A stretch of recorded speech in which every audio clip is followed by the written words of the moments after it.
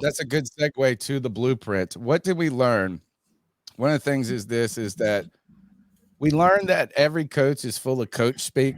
It's the process. It's the this. It's this.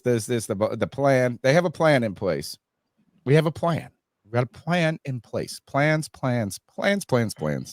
Blueprints. The blueprint.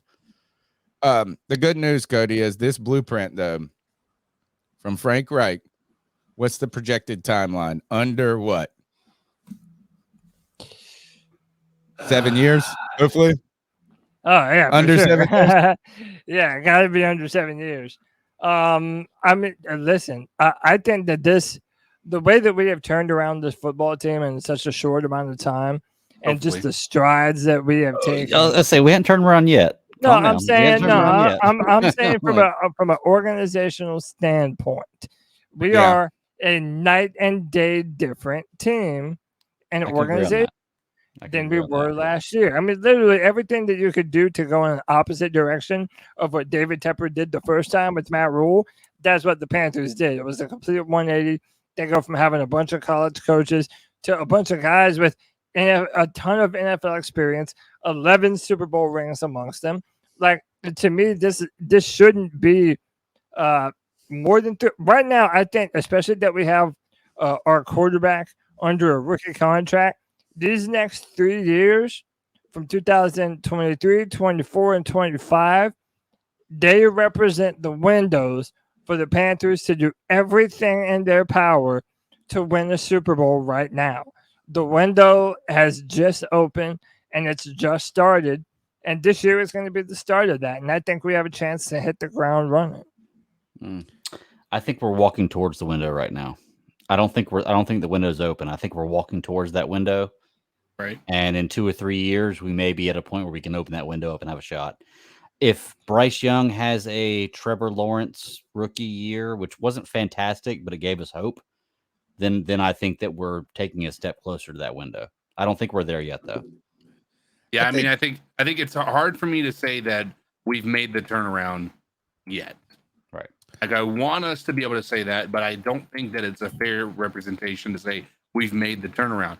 Sure. I think that's just rose-colored glasses in a certain way. I think we also probably would have had that same feeling outside of Greg with regard to how Matt Rule handled his first year. When we got Joe Brady, we were all like, oh yeah, this is going to be great. This is fantastic. One person right here was not, and it was just I wanted to see it. I needed to see it. Like, I just needed to see so many. All of my concerns were transitioning from college to NFL with all those guys. And at first, it looked like it wasn't going to be that bad. After that first season, I thought, in fact, that the most I commended all of them was that they looked like it was a decent product. You know what I'm saying? Kind of like the opening day of a restaurant. Right. You go to an open day of a restaurant, you expect it to be like not running like clockwork. But if you have a decent product on opening day, that gives you hope that when you get your shit together. And I thought in year one of Matt Rule's tenure that it was a decent product. Like, the ball didn't bounce all right, but like it wasn't the worst. And then it was all fool's gold.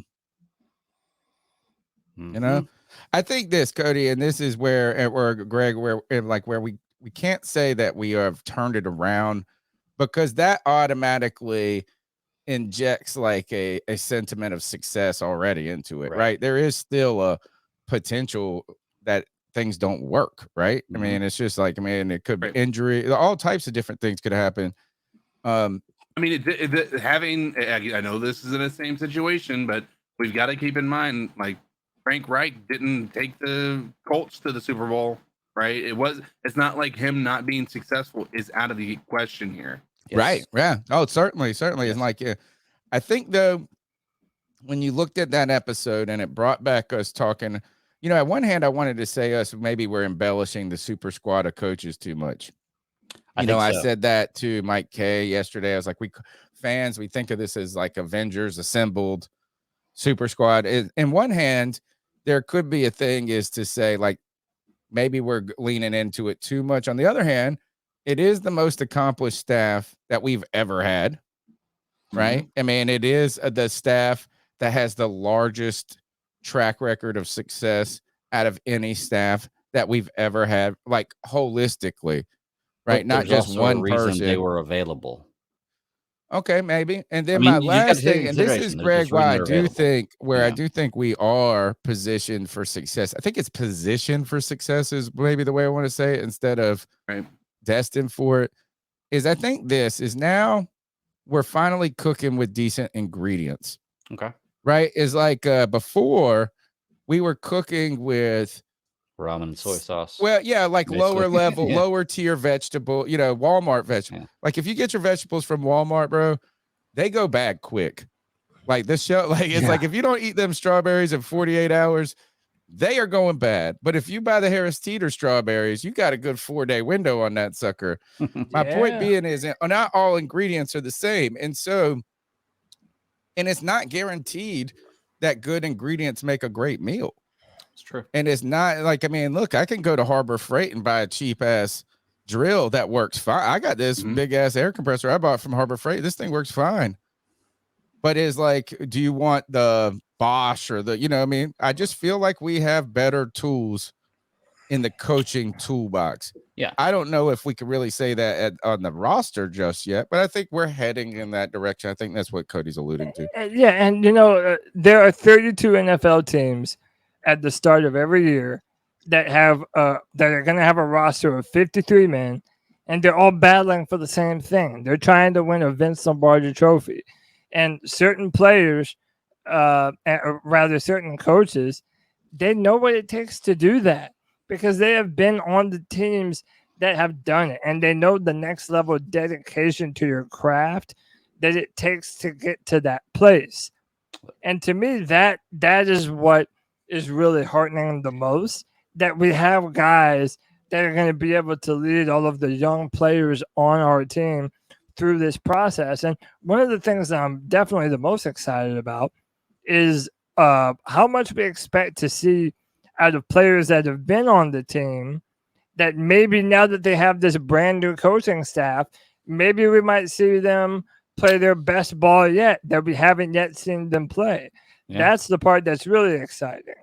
Well, I look at it like this, and you're right. Like you look at players like Brian Burns, who in their contract year, looking for the big bag. I expect big things out of him this year, not just because of the bag, because I think he's a good player. He's going to be good. We have all the ingredients, like Tony said. The thing is, though, when you put all this together, like you still got to run the service. You got to run this. You still got to run the service out there. Is that you could have qualified people. You could have a qualified chef. You could have this and that. You can have great ingredients, and then you can have a shitty night at the restaurant. I think that we are in a way better position than we've been in years. But when I look at our roster, we don't have there's two ways to win in football. You have great coaching and you have everything go right for you, like we have the possibility this year, or you just have the best team in the NFL. We do not have the best team in the NFL. No, we do not have one single player at one position on the team that is the best player at his position in the NFL. Yet. Okay, not yet, and maybe we do. Maybe we will. But right now, we don't have one single player who is the top player in the NFL at his position. Okay, which means that if we're going to win this year, it has to be. We're not going to win it this year. That's where I asked Mike K about this. Be successful. I asked Mike K if our expectations were too high yesterday, and he said that he thinks fans' expectations are inflated right now when it comes to the offense. He says, "Look, his rookie quarterback struggled their first year." Even if this is great, trying to hear that though. I don't even care if there's going to be a learning curve. He said this is he sees this season at 8 and 8, 9, 9 and 8 range. I can deal with that. Oh, I can't. I can't. I honestly. So look there. Yeah. So, by the way, that was a fantastic interview. If you guys didn't watch Tony's interview with Mike K yesterday, a ton of great insight. Go check that out if you haven't done so. After this, of course, stay with us. But I disagreed with two things. I disagreed with his prediction about the offense. And yes, I understand that he is a rookie quarterback and there's a lot of brand new moving pieces. But again, the reason why you draft Bryce Young, the shortest quarterback in the NFL, is because his level of preparedness and poise. So I do not think that it is unrealistic for me to expect a high standard coming in. And by the way, listening to all the reports so far, that does seem verified. The other thing that I disagreed with him on, and I've disagreed with many people about this before too, there is this tendency to want to delegate Brady Christensen to a swing tackle. And to me, that's a fancy way of saying backup. You're muted, by the way, Tony. You're the only one. No, I mean, I like him. No one else respects this dude but you. I'm the only one, dude. I know. I'm the only one, and dude, I'm telling you, saying that Brady Christensen is a swing tackle, that's a really fancy way of saying he's riding the bench, and I feel like he's far too good for that. Shout out to me and my boy White Chocolate. Him and I have been carrying the banner of saying that I think Christensen might be our future at right tackle, and maybe at some point when we're looking to move off Moton either via age or via trade, that maybe Christensen might be that right tackle of the future. He brought up a good point about that, or a difficult point for that to truly happen, is that the way that may need to happen is for Moton to get hurt, because they just restructured his contract, so he's going to be guaranteed to be here for 2 more years.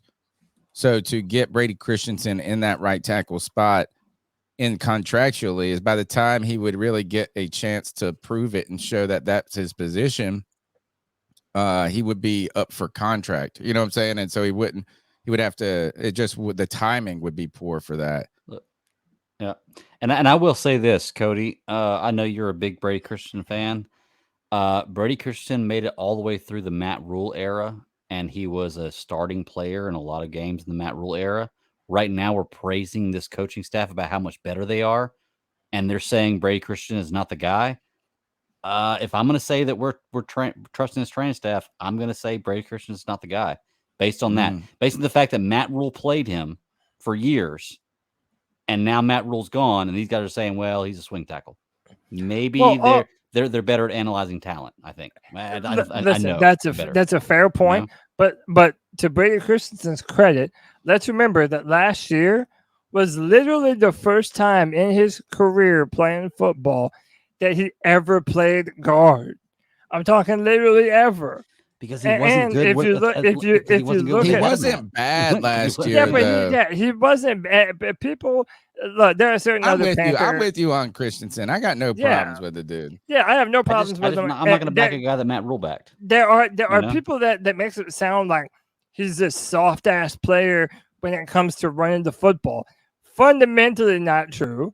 And even though there are some things that he has to get better out, again, that was his first time ever playing the position before. And if you look at pictures of him now, that man is looking beefy right now. He has beefed up, looking big, looking strong. Listen, if someone else is better than Brady, fine. Like Tyler Jones said, if Brady is riding the bench, that's a good problem to have. Yeah, and that's what I think he was saying yesterday is the swing tackle. I don't think he was using it as an insult. I think he was more interested, so kind of less about Brady Christensen and more about the other guys.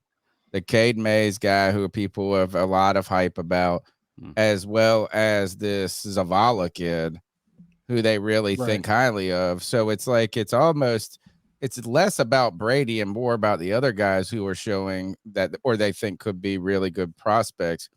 That will be something. That's going to be a great storyline to follow.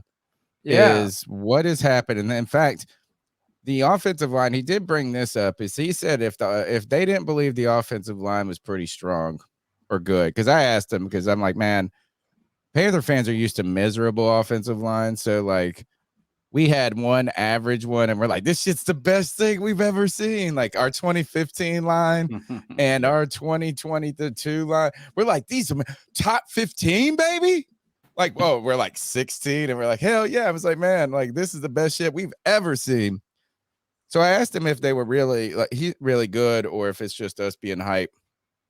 And he said he didn't think that they would have drafted Bryce Young if he didn't think that there was solid protection in front of him to a certain degree. Like it was like if he was going to have to just be running for his life the entire time. Yeah. And by the way, I said this, that's the benefit of having a small quarterback. If you are not doing everything in your power to protect that dude. Yeah. Dude, Now that's we actually have malpractice. to invest in our We offensive have line. to. We literally have to. Hold on. I Say that missed again. What's the benefit? You're saying having or maybe an immobile quarterback maybe would be the better way of saying it. Maybe a quarterback. Even though it was very stupid on behalf of previous regimes to not protect Cam Newton properly, Greg, the idea is, well, Cam was so big and strong and physically talented and mobile, could do all this he could crazy do all shit. different things that you might be okay with serviceable offensive linemen. Gotcha. Right, and spend money elsewhere on the team. Whereas when you have a 5'10", 200-pound quarterback, no, you damn well better protect your greatest asset on the football team. It's kind of Cam said, and I said this a lot over the last decade, and I'm trying to really get out of talking about Cam. I think that's why we're going to the David Dotto Balls Out Award going forward. It's just like, I don't know if I approve of this. Okay. Replacing Cam for some results are not in for some gymnast and his ball sack. He's not a gymnast. He's a ballerina. Well, yeah, but even better, bro. A ballerina. That doesn't help your argument. Yeah. Something, that doesn't. It doesn't feel right, man. If you had balls like that, you would understand. Anybody has balls like that when you put them in a pair of Spanx. You know? Yeah, I mean, my shit looks big when you put in a pair of Spanx. Bro, and you can pull your shit forward and kind of fluff it up. My point being is I said this over, is that it was all like we just said this, and we always were like, oh, we have Cam. And then it's just like put all the other resources into the defense. It's like it's perfect. Cam was perfect for Ron Rivera because he'd be like, oh, yeah, fuck it. We got Cam. I mean, he didn't say that, but he's like, oh, we got Brent Burson out there. He's doing pretty good. And, these guys are working hard. And then it's just like, man, we'll fucking figure that out. If we can score 24 points, I want a defense that can hold these guys under 15. So he was perfect for that. Is Cam was the Superman moniker was so poignant. Is that I know that some people saw it as arrogance because he came into the league thinking of himself as Superman or Super Cam as like, but at the same time, we also required him to be that. Mm-hmm. It's like, yes. Hey, we thought of him like that too. From the offensive line position and half of the plays that are led to games that we won. There is a play against New England that we won, and I don't know if it was the Monday night game, may have been that one or later. And it was just like Cam makes like 7. I mean, like it's like, first of all, as soon as he snaps the ball, he's under pressure. And he makes like 7 people miss, and then he reels off like a 70-yard run. Then there was that. There's been like 9 against the Falcons. We're going to talk about the Falcons in a little while. But do you remember that one play where he like drugged the whole Falcons team on 4th down or whatever? Like, I mean, was that where he got? That was my favorite play of all time of Cam Newton, dude. Dude, he drugged the entire team. Yeah, the entire Atlanta Falcon defense. And drug them man by man 10 yards down the field, dude. We just asked him to do so much, and it's the blessing and curse of greatness, right? Is that when you are great, we expect you to do those things, to shoulder that load and that burden. At the same time, nobody asked Kirk Cousins to do that. Or, what I'm saying? Like, is like, imagine, and that was all, and that's what, just to bring this back and pivot away from Cam towards Bryce, is that you've invested a number 1 pick in an undersized quarterback. It's like Tom Brady, who was not undersized, but like if you have a statue quarterback and he is your money maker, you have to allocate assets to protect that. Yeah. And that's where the mobile quarterback really gives these kind of a leeway to these front offices to get away with Byron Bell for a year, or to think that you'd be like, oh, look, remember, one of our best lines ever in the history of the team was composed of a guy, Michael Orr, who had just been cut by the Tennessee Titans, I believe. I don't think we traded for Michael Orr. I think he was cut. Who had been coming off an injury and a terrible season. Yeah, but they made a and an movie about him, man. undrafted free agent right tackle who, after week 12 every year, Mike Bremer's problem was that he was not that he was bad. It was just at week 12, he got tired. After week 12 every year, it was just like, I can't do the next 5 weeks, guys. I'm sorry. The elite pass rushers in the NFL, they would dog walk him every single time. Go back and look at it. It's always after like about week 12. It's like he just hit a wall, dude. And it was just like, man. He got paid, though. Yeah, by Minnesota. Didn't he go to Minnesota and get Idiots. paid? He got paid. So yeah, is that Bryce Young? Now, none of this. Guess who wasn't in the Blueprint episode? Bryce Young.